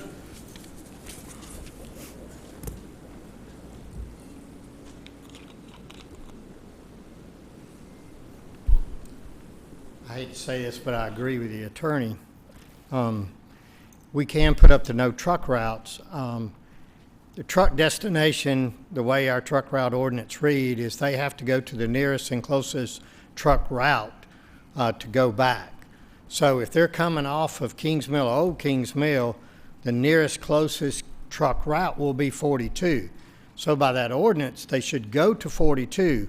If they try to say, well, I'm headed to 81, and that's the closest and nearest route, then they would have to turn, go to Iris Lake to Racetrack. That's not the closest route. The closest route would be back to 42. I do remember we had a similar problem like this in the north end of the county, and it turned out a better, even though we put up the no truck signs and all, it would be a help, I don't think a requirement, if these warehouses did post things for their drivers to understand that they need to turn. So additional information I think would be great if they would supply that information at these warehouses, notifying the trucks that they're not to go to Iris Lake or John R. Williams or continue on King Mill. I think the combination would be the better approach. The no truck route signs and the language at the warehouses would be much appreciated from me, I can tell you. Because that helps solve that problem on the north end. Anybody else got any questions, comment? If not, you got, I yield the floor to District 1. Terry, is it possible if they're up the end of the warehouses toward 42 to maybe put some signage saying left turn only to enter down to the other warehouses? You know what I'm saying? I mean, left turn allowed only to go down to another warehouse to make deliveries or whatever. But then you got to go back west. I think we could probably put like a no trucks beyond this point sign. We could probably do something like that. You know, at the last entrance on phase 2 or something like no trucks beyond this point. if they did come down, whether Old King Mill or King Mill and go into phase one, we could put a truck down, a no trucks beyond this point sign down that way, maybe to hinder them from going any further. If they did, like you were talking about, leave one warehouse and go down to another one, sign like that might discourage them from going any further. All right, thanks. Anybody else have any questions? Are you agreeable to the 12 conditions that are listed? Well, let me just clear, Mr. Smith, I think you want us to adopt the development agreement because that's the one that has the sticks in it to make sure we do what we're supposed to. So the resolution you have, Stacy has it here, the resolution that you have to adopt will adopt the development agreement. I got your resolution. So, yes, sir. So we have agreed with the county staff and the county attorney to the terms in the development agreement. So if you were to approve it with the M2 zoning, with the resolution you have there, it's very short. It's just a one-page resolution that incorporates the development agreement as Exhibit A. That would ensure that you get all the protections. Okay, this, what I'm holding here, even though it don't depict Exhibit A, this is going to be Exhibit A. Yes, sir. The agreement itself. That's the Exhibit A on the clerk's copy of that resolution. Okay. So having said that, I yield the floor to District 1. Yeah, I'd like to move to approve. Move to approve District 1. Here's motion. Second, District 5. Any further discussion? All in favor of the motion, raise your right hand. All opposed, same sign. So moved. Thank you. Thank you, Commissioner. Public hearing RZ 15-09, Stockbridge rezoning from R3 single-family dwelling residence to C3 highway commercial for the property located at 3660 and 3750 North Henry. Dante, good evening. Good evening, Mr. Chairman and Commissioners. The applicant is requesting to rezone the subject property from R3 single-family residence to C3 highway commercial to utilize as a doctor's office. Standard doctor's offices, medical clinics, health services, and medical training are permitted uses in the C1, C2, C3, and OI zoning districts. The requested use is consistent with the future land use map in that the subject property is designated by the future land use map as commercial. The Zoning Advisory Board heard this case on September 10th, 2015, and recommended approval with 5 conditions, and I'll place those on the overhead for your viewing.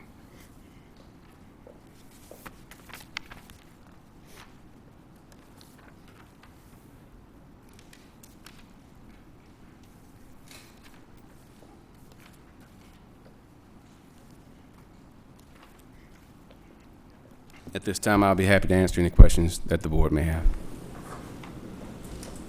Anybody got any questions for Dante? Okay.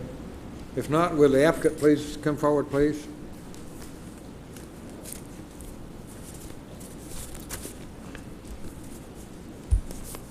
How are you doing? My name is Lakeisha Mondra, and I'm actually here on behalf of Dr.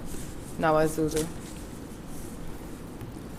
Do you have anything to add to this? Are you going to make a presentation? No. Okay.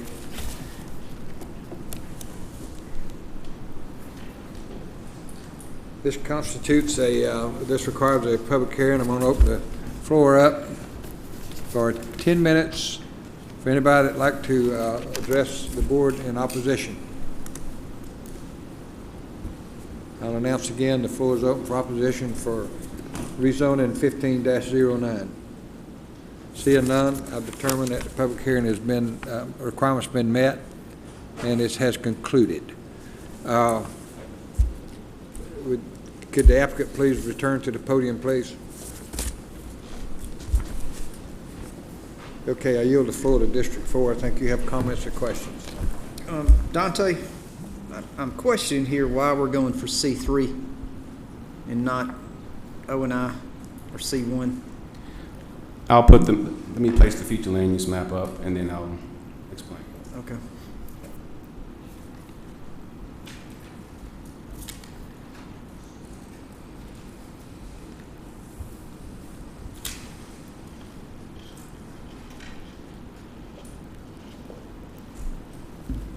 For your viewing, I placed both the current zoning map and the future land use map And in taking in consideration what Dr. Rizuzu was requesting, we looked at the character of the area, and surrounding the property there are a number of C3 zone parcels. And the future land use map actually designates the subject property as commercial. So in our pre-application meeting with the applicant, it was per his request to go C3, highway commercial. And usually when an applicant asks for the higher of the zoning districts, they're looking possibly for future use.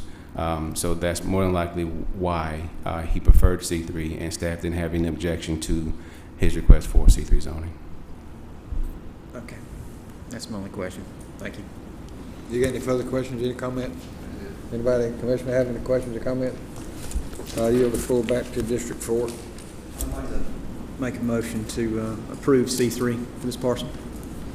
We have a motion to approve. With conditions. Does he need to do those for the record, or we can just? Do we have a second? Second District 3. Are you agreeable to the 5 conditions placed upon this? If I may, Mr. Chairman, during the ZAB meeting, Dr. Rizuzu was agreeable to the 5 conditions. Okay, good deal. Any further discussion? All in favor of the motion, raise your right hand. All opposed, same sign, so moved. Thank you so much.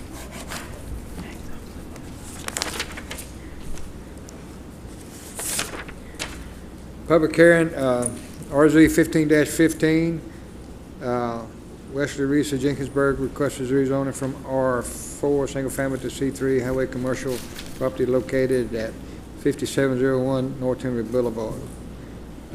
Consists of 0.55 plus or minus acres. Dante. Thank you, Mr. Chairman. The applicant is requesting to rezone the subject property from, excuse me one second, let me get my bearings.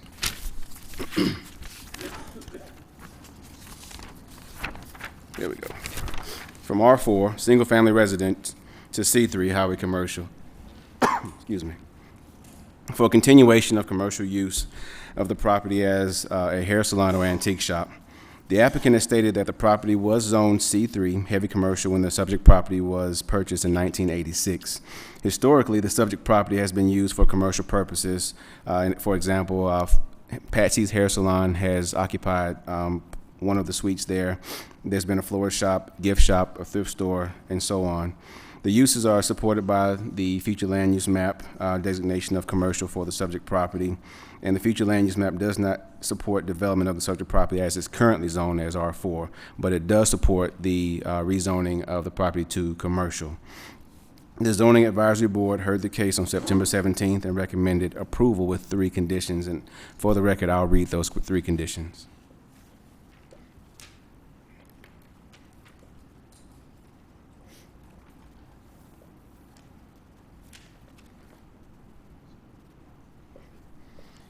Condition number 1 states parking, drive aisles, and commercial driveway width requirements together with any associated landscaping will be grandfathered in for the historic uses of the subject property, which will equate to a hair salon, florist shop, gift shop, thrift store, including furniture sales. Any redevelopment of the site will require compliance with all pertinent development regulations.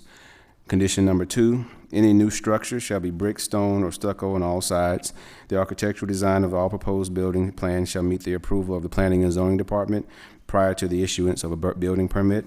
And condition 3, any additional dumpsters shall be placed on a concrete pad and enclosed on 3 sides. The enclosure shall be constructed of brick, stone, stucco, or any combination thereof, provided it is consistent with the primary structure and shall not exceed 8 feet in height. I'd be happy to answer any questions you may have. Any questions or comments? If not, would the applicant please come forward, please?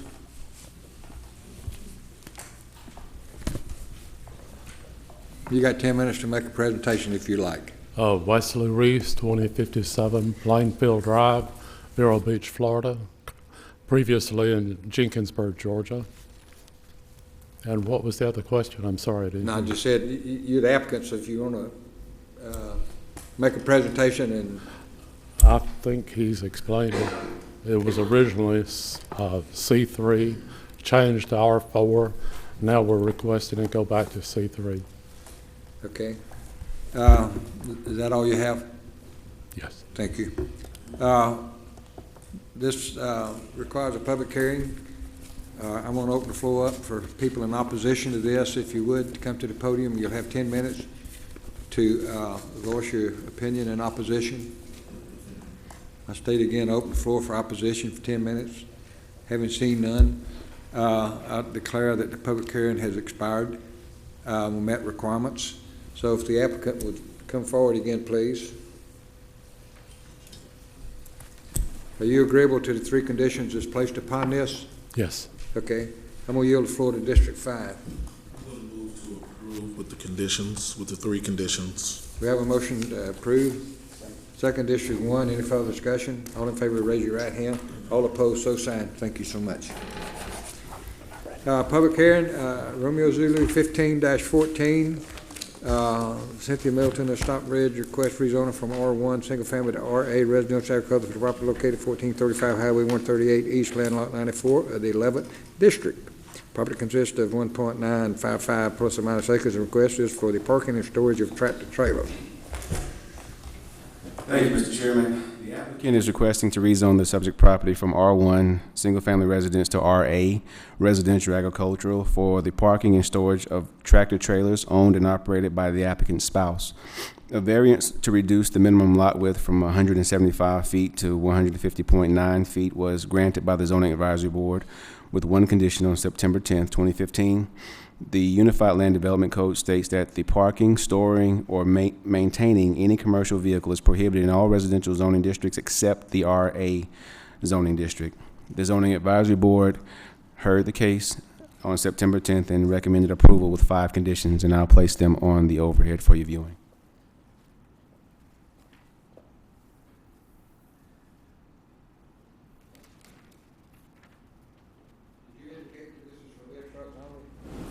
Or did I'm you sorry, say Mr. that? Chairman, I didn't hear you. Did you indicate that this was for their trucks only? Yes, sir. The truck's owned by the spouse of the applicant.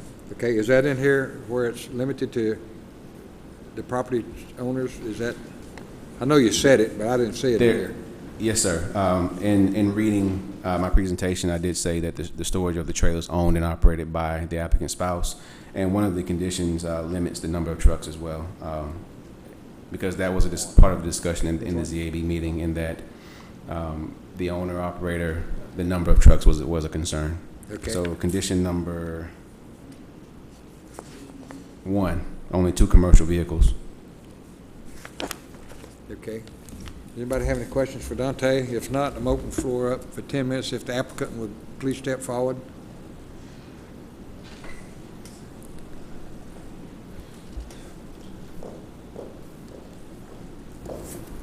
Good evening.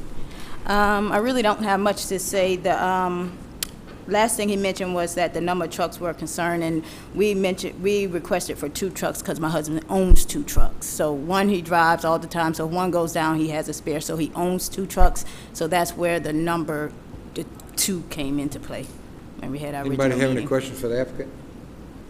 Okay, thank you. I'm going to reserve your time.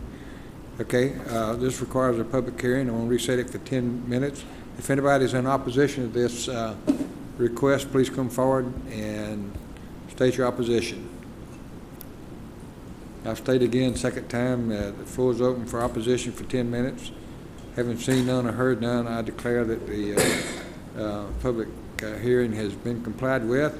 And do you approve and agree to the 5 conditions? Yes, I do, and actually the number 3 with the written letter from one of my neighbors, I actually provided a written letter from her in the original meeting, and they took it and made a copy of it, but when they sent me the information in the packet for this meeting, I did not see that letter, and I don't know if you guys would want to have another copy of it, because I do have it. So you don't have a letter at this moment? We have it in our file in P&Z, and got we'll you. just add it to Okay. this file. I just wondered if you didn't have it now, it would be a condition of the rezoning. So having said that, I'm going to yield the floor to District 4.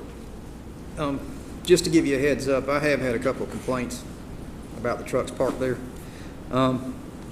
We have in condition 1 here, it says vehicles must be screened. I drove by your house and could see the trucks readily. Okay. Are we doing anything on that sideline? The reason why the trucks are parked there, because when we became aware that we were not allowed to park there, my neighbor, one of the ones who wrote the letter, graciously offered us to park on her property. So even though it looks like that's my property, like the property pins, that's my neighbor's property who is already R1. So to keep my husband from having to park at a truck stop, she said, just park on my property until you guys go through this process. So even originally, the panel, one of the ladies thought, and I said, no, it definitely looks like it because our properties run right together, but it is my neighbor's property who is zone RA. Okay, well, I'm glad to see neighbors working together. Yeah, nice. they all supported me, if I could say that. They all supported me. My neighbors were here at the last meeting. The ones who couldn't make it got together and one of them wrote a letter on all of their behalf. And we've been parking there, we thought it was RA since 2011, and we never had any problems with any of our neighbors. Would you be amenable to putting a privacy fence down there on that line? But the trucks wouldn't be parked there at all. They would be in the rear where you wouldn't be able to see it unless you passed my house and looked all the way back. Like you wouldn't be able to see it if you passed. That's where we were parking until we found out we couldn't park there. Okay, yeah, because the complaints I've had have come since you've started parking your trucks up front. Yeah, I know it looks horrible, but and I hate parking there. But because it is legal for us to park there, that's the only reason they're there until we go through this process. Okay, well, let's move them to the back then, and I'll... Yeah, and where they designated us to park in here is actually where we were originally parking. So where they want us to park is exactly where we were parking before. All right, well, Fourth District recommends approval with the 5 conditions. What'd you do? Recommend approval with the 5 conditions. Okay, you put it in a motion? Yes. Have a motion? Second District 1. I have a question. Yes. It doesn't reference how far are these trucks parked from the closest house? One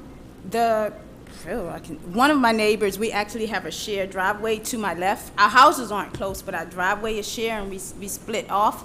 And even still, I don't know. Technically, I don't know how close it is. But if she's looking out of her backyard, she still can't see the trucks unless she walks into her backyard. Do you have any reefers? No. I don't even want to hear reefer on that. No, Okay. they're all dry vans. Would you have a problem to add a condition that there would be no reefers in that area? Because that's something that runs all night. And I know some past problems we had is an oversight that the truck was okay pulling in and all that, but then next thing you know, they backing up and they got these reefers that's running all night. Would you have a problem? No, we wouldn't. Without allowing reefers in there? No, I wouldn't have a problem. Okay, would you be amenable, District 4, to we can add another condition that would not allow reefer trailers? Sure. Okay. So we added number 6. Are you agreeable to that? Mm-hmm. Okay. We added number 6 that we don't allow any reefers. So having said that, we have a motion, a second. Any further discussion? All in favor of the motion, raise your right hand. All opposed, same sign. So moved. Communication, resolution approving contract with Universal Studio for rental. Melissa Thompson is going to read this.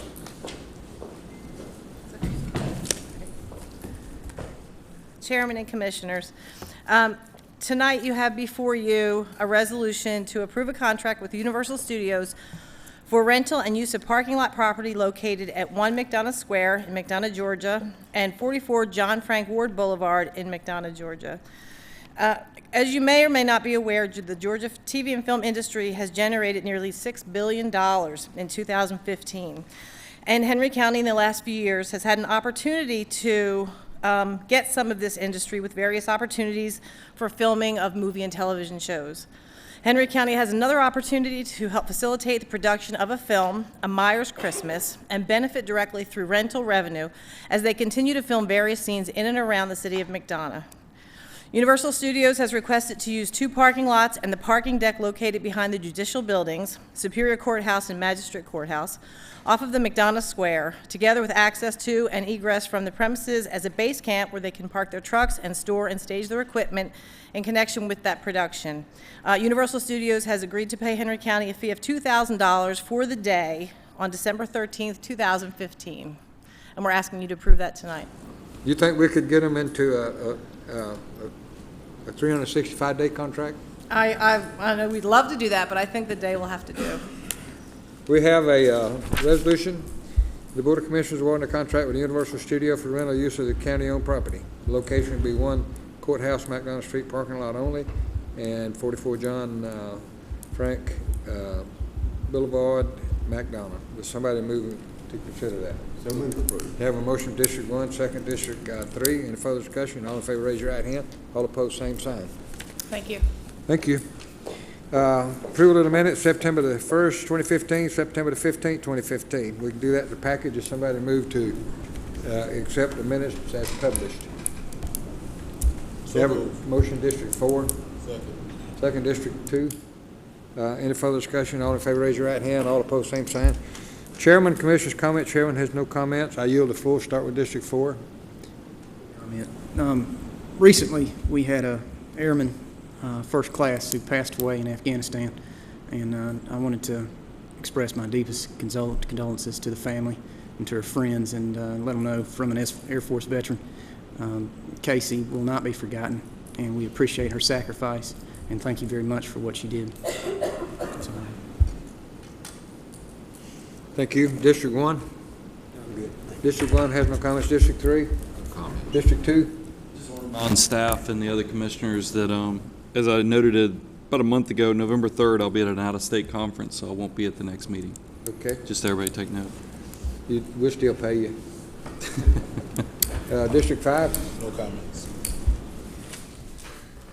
County Manager, you have any comments, sir? Why, yes. Okay. First, Commissioners, I certainly want to thank you for the privilege of being able to serve as your county manager. Without exception, the warmth that I've gotten from the staff and the community has been beyond peer. And I've been in some very hospitable places, and this has been much encouraging on that line. I made a commitment to all 6 commissioners that it says county manager. And I will go from north, south, and east and west to be your county manager. And I'm looking forward to working with you gentlemen and the residents that are here. And I'm excited about the opportunities I've discovered here in Henry County. So I'm glad to be aboard and looking forward to working with you. Thank you. County Attorney, you have any comments? Nothing tonight, Mr. Chairman. Upcoming meetings and event, November the 3rd, 9 o'clock a.m. is the regular meeting. November the 17th, 6:30 is the regular meeting. Somebody move, we adjourn. So move. Have a motion, District 3, second District 1. All in favor, correction, any further discussion? All in favor, raise your right hand. All opposed, same sign. So moved. Meeting adjourned. 2 hours.